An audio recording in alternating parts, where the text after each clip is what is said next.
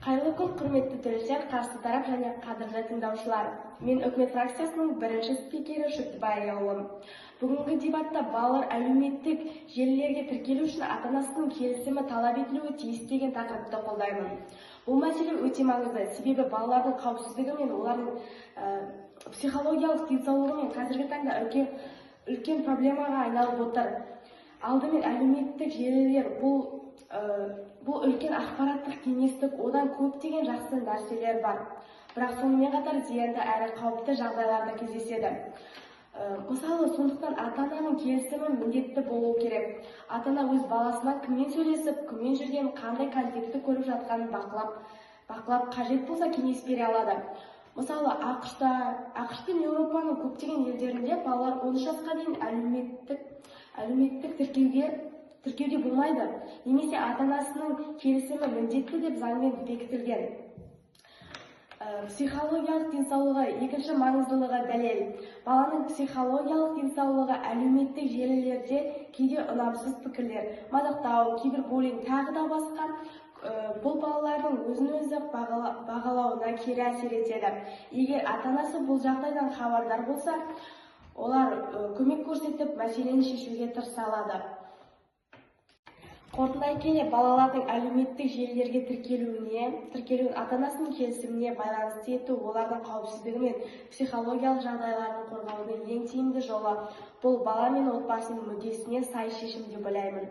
Сондықтан мен бұл пікірді қолдаймын. Назарларыңызға рахмет. Қайырлы күн, құрметті төрешілер, қарсыластар және көрермендер. Мен оппозиция фракциясының мүшесі 9 сынып оқушысы Ақтоғам Алтынай. Бұл балада балалардың әлеуметтік желіге тіркелу үшін ата-анасының келісімі талап етуі тиіс деген пікірмен келіспеймін. Үкімет тарапы балаларды қорғау керек дейді. Бірақ ол балалардың шешімін балалардың дамуына кедергі етеді. Менің негізгі аргументім, балалар әлеуметтік желілерден заманауи өмірге бейімделіп және өз пікірін білдіруді үйренеді. Егер біз оларға әр қадамда ата-ананың рұқсатын сұрайтын болсақ, олардың еркіндігі шектеліп, өзіне сенімсіз болады. Менің бірінші қарсы пікірім, үкімет тарапы қауіпсіздік туралы айтты. Иә, ол қаупі бар, бірақ та бұл кезде бұл қауіп барлық өмір саласында бар. Балалар интернеттегі дұрыс қолданып үйрену керек. Оларды толық шектеу емес. Мысалы, біз көшеде жол апаты болады деп балаларымызды мектепке жібермейміз ғой. Сол сияқты балаларға оның ережелерін түсіндіріп, әлеуметтік желіні қауіпсіз пайдалануды үйретуіміз керек. Мысалы, енді өз аргументімді толықтырсам, әлеуметтік желі бұл тек көңіл көтеру орны емес, бұл деген қарым-қатынас, үйрену және ойын айту алаңы.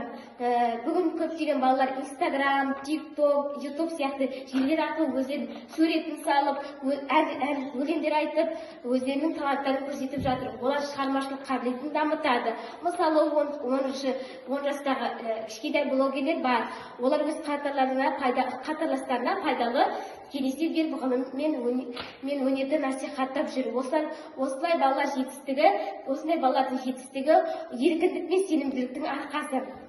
Егер біз әр тіркелу үшін ата-анадан рұқсат сұрайтын болсақ, көптеген дарынды балалар өз ойын еркін жеткізе алмайды, және де оның ата-аналары қатал болуы мүмкін. Бұл жағдайда бала өз ойын айтуға қорқып, жаңағы өзінің өнерін және өзінің әлемін ішіне жинап қалуы мүмкін. Бұл баланың дамуына кері әсер етеді. Қорытындылай келе, балаларды қорғау олардың еркіндігін шектемеу керек. Керісінше оларға дұрыс бағыт көрсетіп, жаңағы интернетті пайдалануды үйрету керек деп. Сондықтан мен бұл палата балалардың әлеуметтік желілерге тіркелу үшін ата-анасының келісімі талап етуі тиіс деп пікірмен келіспеймін. Назарларыңызға рахмет. Қайырлы күн, құрметті төрешілер, қарсы тарап және қадірлі тыңдаушылар. Мен үкімет фракциясының екінші спикері Жаппас Аяру. Алдымен қарсы тараптың аргументтеріне қарсылық білдіріп, кейін өз аргументтерімді айтамын.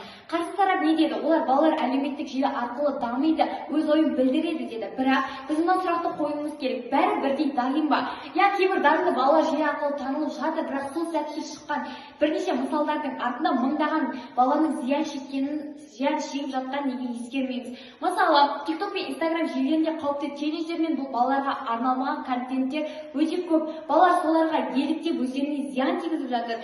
Осыдан бірнеше жыл бұрын Blue Wallet ойы шыққан. Бұл ойынды әлеуметтік желі арқылы таратқан. Соның кесірінен қаншама елде балалар өзіне қол жұмсаған. Бұл жай ғана факт емес, бұл адам өмірі. Сондықтан біз барлық балаларға бірдей мүмкіндік беру керек деп емес, барлық балаларды қорғау керек деп шешім қабылдауымыз қажет. Ендігі кезекте өз аргументтерімді айтатын болсам, біздің басты аргументіміз ата-аналар баланың заңды және моральдық қорғаушысы. Балаға әлеуметтік желіге тіркелуге рұқсат сұрату бұл шектеу емес, бұл бірге шешім қабылдауды үйрету. Ата-ана тек рұқсат беріп қана қоймайды, олар балалармен сөйлесіп, неге тіркелгісі келетінін сұрап, желіні қалай қауіпсіз пайдалану екенін сұрап, ата-ана мен баланың арасындағы қарым-қатынас дами түседі. Мысалы ретінде Жапония елін алайық. Бұл елде 10 жасқа дейінгі балалардың әлеуметтік желі қолдануы ата-ананың келісімінсіз болмайды, яғни бұл мүмкін емес. Бұл заң нәтижесінде Жапонияда кибербуллинг, желідегі алдау, арбау сияқты жағдайлар әлде қайда аз. Өйткені ата-аналар белсенді, балалар өздеріне не істеуге болатыны және болмайтынын жақсы біледі. Біз осылайша ата-ана мен бала арасында қарым-қатынасты біріншіден жоя аламыз, екіншіден кибербуллинг нені қауіпті, нені қауіпсіз екенін ескере аламыз. Қорытындылай келе біз бала мен ата-ана арасындағы сенімділікті арттыруды, баланы қауіптен қорғауды және дұрыс жолды көрсетуді ұсынамыз. Сондықтан біздің тараптың ұстанымы әлі де дұрыс және маңызды. Назарларыңызға рахмет. Қайырлы күн, құрметті төрешілер, қарсы тарап және тыңдаушылар. Мен оппозиция тобының екінші спикері, 9-шы сынып оқушысы Қойшыбай Инабат. Мен бүгін үкімет тарапының айтқан пікірлеріне қарсылық білдіре отырып, өз аргументімді ұсынғым келеді. Біріншіден, үкімет тарапы не деді? Олар ата-ана баланы қорғау керек және рұқсат сұрау бірге шешім қабылдау деді. Бірақ бұл сөздер тек қағаз жүзінде ғана жақсы естіледі. Ал шын өмірде барлық ата-ана бірдей емес. Кейбір ата-аналар баласының ішкі жан дүниесін түсінгісі келмейді, онымен сырласпайды. Тіпті баласының интернетті не үшін пайдаланып жатқанын да білгісі келмейді. Мысалы, ауылдық жерлерде, үлкен отбасыларда ата-аналар көбінесе жұмыста болады. Яғни бұл дегеніміз балаға толықтай уақыт бөлмейді. Ондай ата-аналар рұқсат бермесе, бала өз ойымен бөлісе алмайды, шеттетіледі.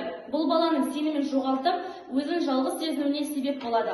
Ал енді мен өз аргументіме көшетін болсам, менің басты аргументіміз балалардың цифрлық сауаттылығын дамытуы қажет. Біз қазір 21-ші ғасырда өмір сүріп жатырмыз.